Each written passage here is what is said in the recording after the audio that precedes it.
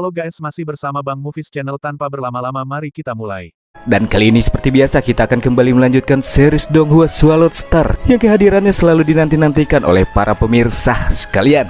Dalam episode sebelumnya kita telah menyaksikan betapa epicnya Lo Feng yang kala itu mampu mendorong tetua keempat Yishite setelah ia mendapatkan kemampuan mind control yang merupakan salah satu kemampuan yang dimiliki oleh master mental. Hingga akhirnya kemunculan Hong mengusaikan pertarungan berdarah dari perebutan kristal kayu yang terjadi di Pulau Berkabut.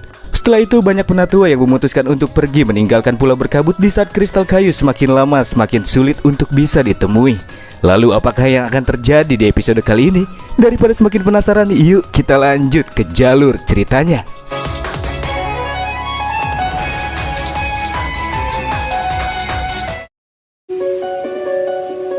Pencarian kristal kayu terus berlanjut sampai akhirnya terbit fajar pun tiba. Lo Feng yang kini sedang menatap ke arah Pulau Berkabut kemudian mendapatkan panggilan dari Hong yang menginstruksikannya untuk segera datang ke hadapannya.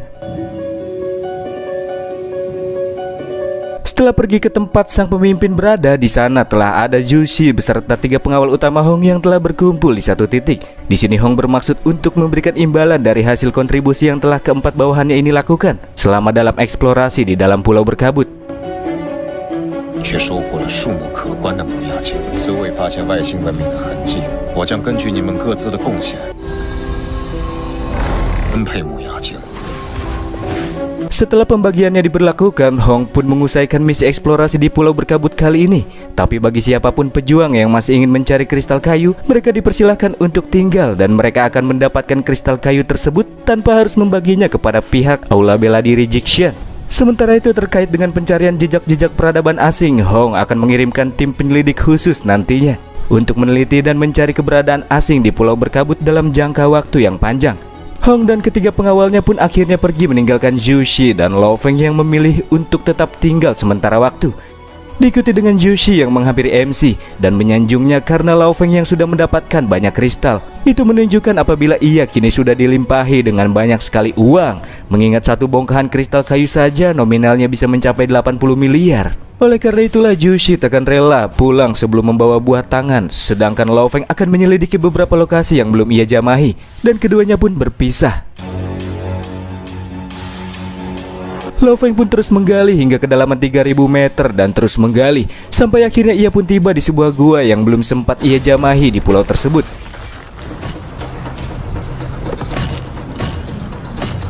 Di saat itu pula Lo Feng menghubungi Xu Xin yang selama beberapa hari ke belakang tidak sempat ia hubungi karena MC sedang berada di tengah misinya yang sangat penting. Walaupun sangat merasa khawatir sebelumnya, akan tetapi rasa kekhawatiran sang pujaan hati langsung menghilang di saat ia melihat kekasihnya masih dalam keadaan baik-baik saja. Seusai bertukar kabar dan menutup panggilannya, tanpa sadar Lo Feng menginjak sebuah benda yang membuatnya amat sangat terkejut. Faktanya benda misterius yang ia injak merobek armor kelas SS di bagian telapak kakinya. Hal ini mengindikasikan bahwa benda yang mirip dengan pecahan pedang merah tersebut terbentuk dari material yang tidak biasa. Pecahan berukuran kecil tersebut bahkan mempunyai bobot yang sangat berat. Walaupun kecil, tapi Lo Feng mengira jika pecahan itu seberat 1 ton, yang semakin memperjelas bahwa material dari benda tersebut tidaklah biasa. Dan karena material seperti itu tidak pernah ditemui di bumi, Lo Feng juga mengira bahwa pecahan ini berasal dari sisa-sisa jejak peradaban asing. Dalam hal kekuatan, Lo Feng juga dibuat sangat penasaran dengan benda yang ia temui ini. Sebab untuk bisa merusak material kelas SS, Lo Feng sendiri mesti mengerahkan jurus ultimatum bornya. Tapi anehnya pecahan tersebut mampu merobek armor SS seperti tahu, padahal Lo Feng Kun cuma menginjaknya saja. Demi menghilangkan keresahannya, ia pun kembali menguji pecahan tersebut dengan pisau terbang SS-nya. Dan voila! Setelah saling beradu, pisau terbang SS Lo Feng dengan mudahnya hancur berkeping-keping. Dari sini juga didapati bahwa pecahan berat tersebut sangat kuat dan memiliki kecepatan 10 Mach atau 10 kali kecepatan suara. Selain itu, pecahan ini tidak menimbulkan dentuman suara yang keras karena bila tajamnya mampu menahan tekanan angin yang menghambatnya. Lo Feng merasa jika ia menggunakan seluruh kekuatannya dan memfokuskannya pada pecahan tersebut, mungkin ia bisa menghancurkan pertahanan dari monster tingkat kaisar. Dan selanjutnya Lo Feng akan mengetesnya dengan armor dewa hitam yang sangat terkenal akan pertahanan supernya.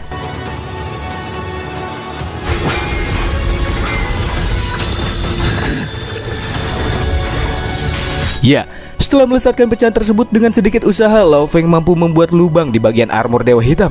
Dengan kekuatan yang sangat mendominasi, takutnya tetua ketiga, keempat, ataupun kelima bisa langsung tepar setelah terdaratkan dengan serangan semacam itu. Akan tetapi Lao Feng memutuskan untuk tidak mempublikasikan pecahan crazy tersebut. Tentunya jika ia melakukannya, maka semua mata para pejuang di seluruh dunia akan tertuju kepadanya, di mana mereka akan berusaha untuk merebutnya dari MC kita. Karena itu cuma pecahannya saja, ia pun menduga kalau masih terdapat pecahan lainnya di sekitar sana. Oleh karena itulah Lao Feng kembali melakukan pencarian dengan menggali lebih dalam.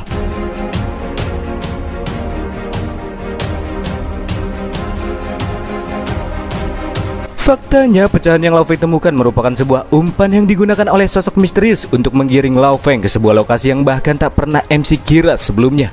Lao Feng yang terus menggali dan bergerak dengan instingnya terus melakukan pencarian, sampai pada akhirnya ia menemukan sebuah lorong-lorong gua jauh di bawah kedalaman bumi.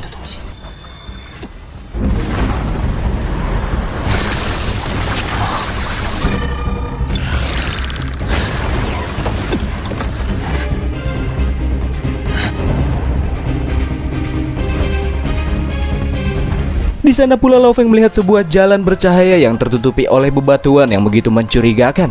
Dan setelah ia menyingkirkan bongkahan-bongkahan batu tersebut, betapa terkejutnya MC dengan pemandangan yang ia lihat di depannya, di mana terdapat sebuah gerbang raksasa terbengkalai jauh di bawah kedalaman 10.000 meter dari permukaan tanah. Dari segi arsitekturnya yang menunjukkan jika itu merupakan sebuah pesawat luar angkasa, kemungkinan besar bahwa apa yang MC temukan merupakan sebuah reruntuhan peradaban kuno yang belum pernah ditemui oleh umat manusia sebelumnya. Material yang terbuat dari logam perak membuat serangan-serangan remeh sama sekali tidak bisa menggoresnya. Lao Feng yang semakin was-was pun kemudian mengaktifkan kemampuan pendeteksinya untuk melihat sebenarnya apakah yang terdapat di dalam balik gerbang besar tersebut. Yang akhirnya didapati terdapat banyak lorong bercabang yang saling berhubungan serta tidak ditemui adanya tanda-tanda kehidupan di dalamnya. Karena reruntuhan peradaban kuno merupakan penemuan besar tapi sangat berbahaya, Lao Feng pun memutuskan untuk melaporkan semuanya kepada Hong. Tapi sayangnya, panggilan yang ia lakukan tiba-tiba terputus. Bukan karena dia tidak mendapatkan sinyal gara-gara pakai kartu tri, tapi dikarenakan sinyal panggilan yang Lao Feng miliki sengaja diblokir.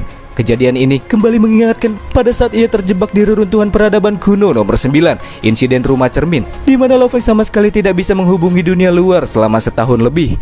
Jadi, tidak ada pilihan lain baginya selain menuntaskan tempat ini sendirian. Setelah menghela nafas panjang-panjang, Lao Feng pun mulai melangkah masuk ke dalam gerbang tersebut. Walaupun sangat enggan, tapi tak ada jalan lain selain menghadapinya.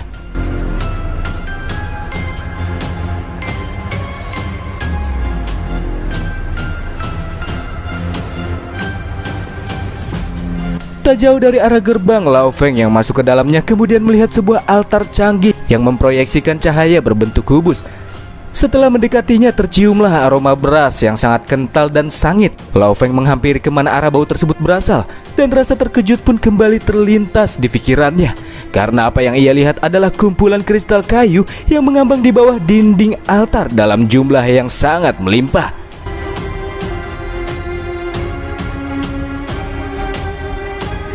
Dan tanpa banyak cincong, ia pun menggunakan kekuatan mentalnya dan menarik seluruh kristal tersebut ke atas permukaan.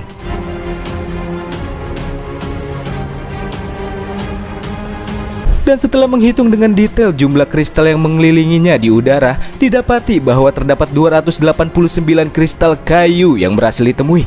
Padahal jumlah yang bisa didapatkan oleh pasukan gabungan bumi hanya sekitar 42 buah saja. Penemuan Lao Feng artinya berkali-kali lipat daripada pasukan gabungan di bumi.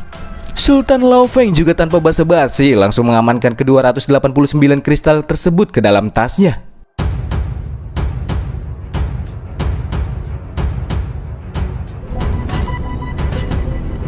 Sultan Lao Feng yang tak tertandingi terus melakukan pencarian dan menyusuri lorong demi lorong.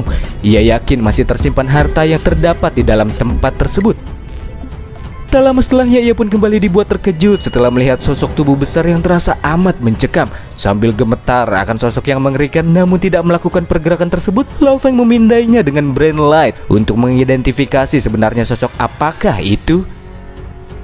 Setelah selesai dipindai, akhirnya didapati jika sosok tersebut adalah sebuah mayat pejuang, di mana Lao Feng merasakan mayat tersebut seperti seorang dewa setelah dihadapkan dengannya. Tubuhnya sendiri setinggi 8 meter dan berperawakan layaknya simpanse yang tidak mempunyai rambut. Jika melihat kabang-kabang di sekelilingnya, kemungkinan ia sudah mati selama bertahun-tahun lamanya. Tapi anehnya tubuh sosok tersebut sama sekali tidak mengalami pembusukan dan masih utuh seperti mayat baru.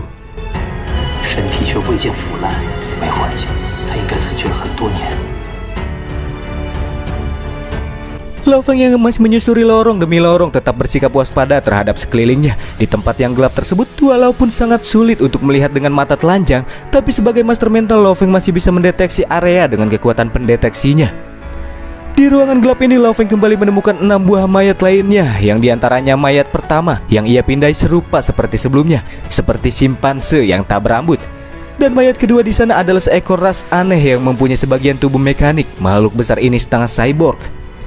Mayat ketiga sampai kelima hampir mirip seperti manusia, namun mempunyai beberapa karakteristik yang berbeda. Ada yang mempunyai tanduk dan ekor, ada yang mempunyai kulit layaknya armor yang berbentuk sangat presisi. Ada pula yang tingginya hampir seperti manusia, tapi itu juga mempunyai sebuah tanduk di kepalanya. 都与地球人类相似，第一具具有独角和尾巴，第三具、第二具的皮肤表层如精密战子最接近，但头上也有独角。 Dan untuk mayat ke-6 setelah dipindai oleh MC, dari ukuran tubuh maupun struktur bagian tubuh yang ia miliki tidak ada bedanya dengan manusia. Namun meskipun begitu, Lao Feng tidak bisa memastikannya karena ia tidak bisa berbicara kepada mayat. Karena sebagian besar dari mayat tersebut bukanlah penduduk bumi, Lao Feng pun bertanya-tanya sebenarnya sudah berapa lamakah mereka tertidur di dalam kedalaman bumi. Dan tak lama berselang, Lao Feng pun dibuat terkaget-kaget tatkala terdengar sebuah suara yang memanggil namanya dari arah lain. Karena suara tersebut berbahasa Cina sepertinya dan bahkan mengetahui namanya, MC pun lantas memasang sikap siaga. Hal itu diikuti dengan seluruh ruangan yang mulai aktif dengan lampunya yang mulai menyala satu persatu dan...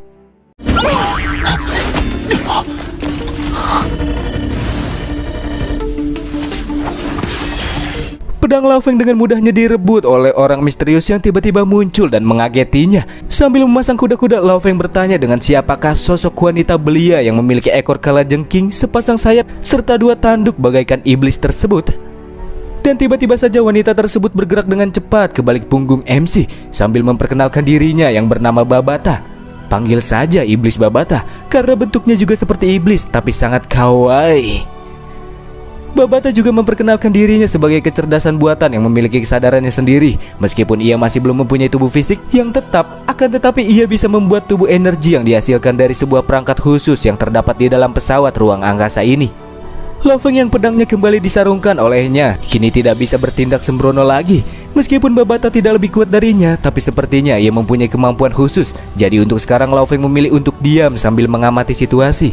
Babata juga mengatakan setelah ia berlatih selama bertahun-tahun di dalam tempat ini, ia sudah menjadi AI hidup yang cerdas. Hal ini mengingatkan Lao Feng dengan si botak kristal di reruntuhan kuno nomor 9. Dan menurutnya kemungkinan Babata ini agak mirip sepertinya.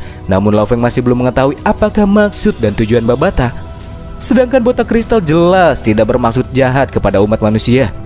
Dari segala insiden yang terjadi, Lao Feng kini sadar bahwa Babata lah yang telah memancingnya dengan menaruh pecahan sebelumnya serta kristal kayu dengan jumlah yang sangat melimpah agar ia datang ke tempat ini. Oleh karena itulah ia bertanya sebenarnya apa sih tujuan Babata dengan mengundangnya kemari. Jawaban simpel dari Babata adalah Lao Feng kandidat cocok untuk bintang meteorit. Pernyataan Babata membuat MC berpikir keras padahal ia tidak pernah sekalipun mengungkit-ungkit bintang meteorit kepada siapapun. Kemungkinan besar Babata mengamati lewat Heaven Forbid Shuttle yang merupakan bagian dari bintang meteorit. Dalam hal ini kesimpulan yang bisa Lao Feng dapatkan yakni Babata juga merupakan bagian dari bintang meteorit kah? Si iblis KW pun membinggokannya.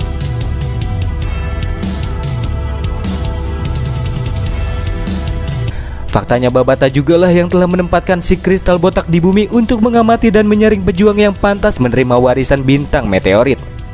Lihat Lao Feng yang kini masih terbingung-bingung, AI tersebut pun akan menjelaskannya lebih rinci kepada Lao Feng. Namun sebelum itu ia akan diajak untuk melakukan penghormatan kepada tuan dari bintang meteorit.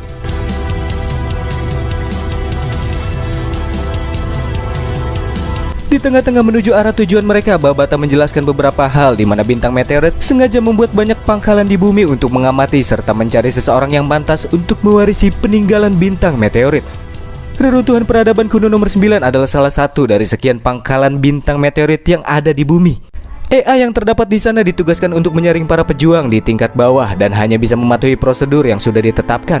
Berbeda dengan Babata yang bertugas untuk memilih seorang di tingkatan penjelajah bintang. Jadi tingkatan Babata ini lebih tinggi dari si botak kristal. Dengan wajah sedihnya, iblis KW ini mengatakan kalau waktu yang ia lewati sudah berlalu selama 50.000 tahun. Dan mayat yang terdapat di sana juga telah mati selama 50.000 tahun lamanya. Ketujuh mayat tersebut merupakan para pelayan dari Tuan Bintang Meteorit yang dulunya merupakan sosok yang sangat kuat di alam semesta. Namun semuanya berubah ketika pecahnya perang yang terjadi 50.000 tahun yang lalu, yang menyebabkan Bintang Meteorit harus hancur karenanya.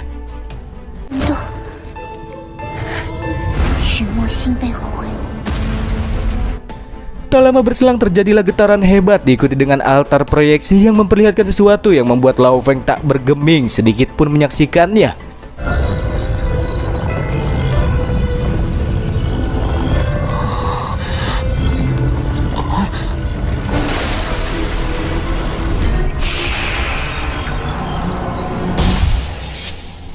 Dan itulah Swallowed Star episode ke-65. Wah, tidak menyangka ya kalau Babata itu bentuknya iblis wanita yang kawaii. Yang baca novelnya pasti terheran-heran nih kena prank. Dan oke, segitu dulu dari saya. Sampai bertemu lagi di pembahasan selanjutnya.